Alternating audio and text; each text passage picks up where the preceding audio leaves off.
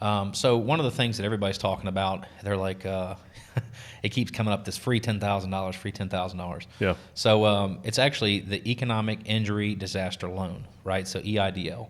And you need to understand that you're actually applying for a loan. The $10,000 is an advance, right? And you don't actually have to go through the loan, but you can get the $10,000 still. Yeah. So one of the things that everybody needs to understand is you can have the $10,000 waived and not repay it. There's certain circumstances that you have to do to qualify for that, and those might be expenses like continuation of payroll, rent, and expenses related to operating your business. But as long as you're taking that money, it's essentially, to me, the way I look at it is, and you and I were talking about earlier, actually, if you want to talk about it, what do you do if you don't use all 10? You just give it back. Yeah, so it's... And also, before we get into that, people need to realize, or business owners should know that you can't use that $10,000 to buy more inventory for your business or to invest in your products and services. It has to go into certain operation expenses. Right, and definitely, and again, talk to your accountant, talk to your people to make sure. But the purpose, we have to remember, the purpose of all these funds are to keep the economy going, to keep businesses going, to keep people employed, right? To keep businesses in operation. So if you think about it from that point of view, if you're getting funds in, if you've been negatively affected, so this $10,000, the EIDL, you have to be able to, and you self-certify. So you go online, you fill out a couple pages of information, you self-certify that you've been affected negatively by what's going on, and you have to ask for it to be advanced, but you can get advanced the first $10,000. There's also an actual loan that's potentially taking place. So let's talk about the second part of that. Let's say you got approved for $100,000. The first $10,000 of which could be advanced to you, right? Well, what do you do with the other 90? The other 90 is a loan, right? That's the whole part of the EIDL, the last part being loan. The first 10,000 is forgivable, potentially is advanced. The other 90,000 is not forgivable with the EIDL.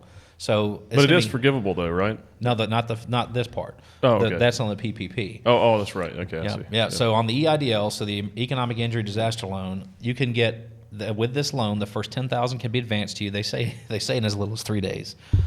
Good luck. Good luck. It's going to take more than 3 days to apply. I've been on the system several times with different companies, and it crashes. Yeah. So they're being overran right now with people attempting to get the funds. But remember, so it's a loan. You can get advanced $10,000. They say in as little as 3 days. I don't know if that's going to happen that quickly, right?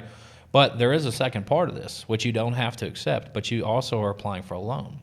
And so let's say that you got a $100,000 loan, 10 grand of which was advanced. The 10 grand you are able to essentially not pay back. It's forgivable. The other 90,000 you would have to pay back, and that loan looks like no more than 4%, right? It's a 30-year amortization, and it's not forgivable. So it's kind of like a mortgage. Right, Yeah. right. So, you're going to use that money and put it back in. That $90,000, since it's not forgivable, you can use it for whatever you want to use it for because it's not going to get forgiven, at least not at this point.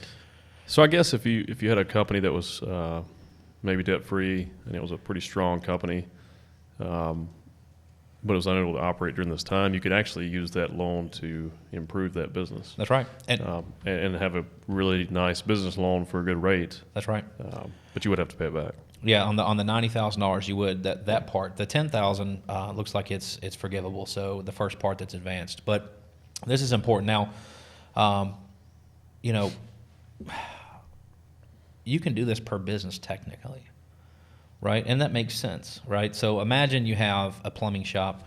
You and I own multiple businesses, Exactly. So I mean every company is a separate entity. It's a separate legal entity. This business isn't.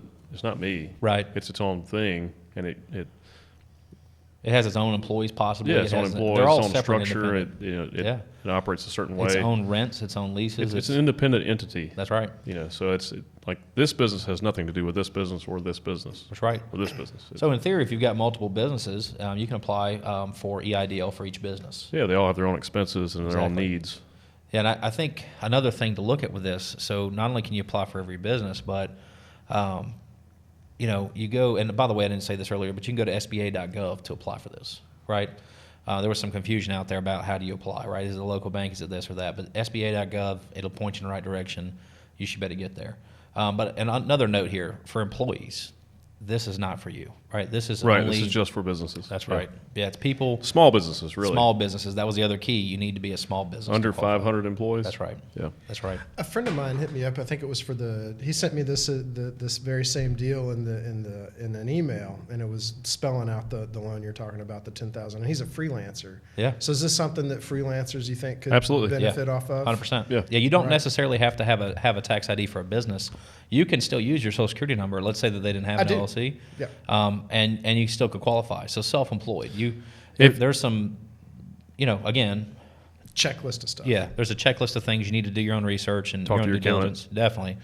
But yeah, in theory, freelancers, 1099, in theory, they could qualify if they're operating a business. Right. I mean, are you receiving income as an employee? Then pretty much, unless you've got a side hustle where you've got a business, let's say, Right. we had someone on recently that they have a day job, but they also do on the weekends or nights they have a secondary thing. So if you can prove you've lost income because of this, Right. you could in theory qualify. Right. A little off topic, but since you bring that up, Jesse, Yeah. anyone that's in the film industry or entertainment, they're actors or comedians and stuff All like that. subcontractors.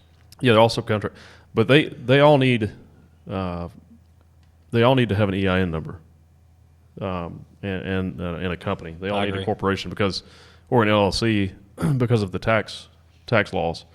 Because technically, and I'm pretty sure this is accurate. If you don't have your own business entity, you can't write off certain things on your taxes. What about if you're a sole proprietorship? Most of the freelancers That's I fine. know Sole are- proprietorship's fine, but you at least have to go through that process. Yeah. Right. You can't just file it as just an individual. Right. Right. Yeah, you'd at least have to have a sole proprietorship. Sure. But I would recommend at least having an LLC, even if you're just an actor or Yeah. you have a small production company or something, just because of liabilities. Yeah. I agree. Yep. So. No, I agree with you. So another thing we need to talk about too, they're claiming this is a victory, and I think it is. But one of the things that they don't talk about is there's a limit of funds, right? So it's first come, first serve, right? Which is probably why the systems are overwhelmed right now. I don't think it's going to run out in 3 days, 4 days, right? But at the same point, if you take, based on the initial funds available, there's a potential need for 45 million companies, and technically, there may only be enough funds to fund 1 million companies. Which is So a big problem. That's a major issue. So Yeah. a lot of people aren't talking about that, but there's a very good chance that there's not going to be enough funds to go around. Now, that's based on the packages that have been approved today. They may, in the future, expand upon those, and this $2 trillion stimulus might actually turn into a $3 or $4 trillion stimulus by the time Right. it's over. So it's really just going to depend on the. Which is also scary. Yeah, I know. So, well, Maybe. I mean, it's going into business, so it is. it should You're putting it back in the economy. help the so- economy. Yeah. And while we're on this segue here, but you're borrowing money at virtually zero, right? The government is. Right. Is this the time to get as much money as you can? I mean, do you put money where it needs to go and you put it back into the economy because it's basically free? I don't know. That's a good question, but Maybe. if there is a time to add debt, I think it's when you can get it at nothing, no cost, virtually no cost. Yeah. So and I don't think the government has a choice at this point.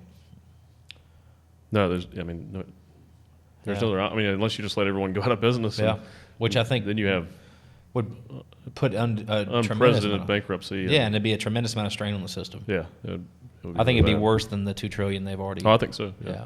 So Sure. those are some big keys. And a lot of this money is going to be given back and paid back too. That's right. So that's another thing, because if you take, well, you'll get into the other part, but Yeah. if you just take the 10,000 up front, that's enough to get you through maybe this month or a couple weeks, depending on the size of your company. Some companies it won't be enough.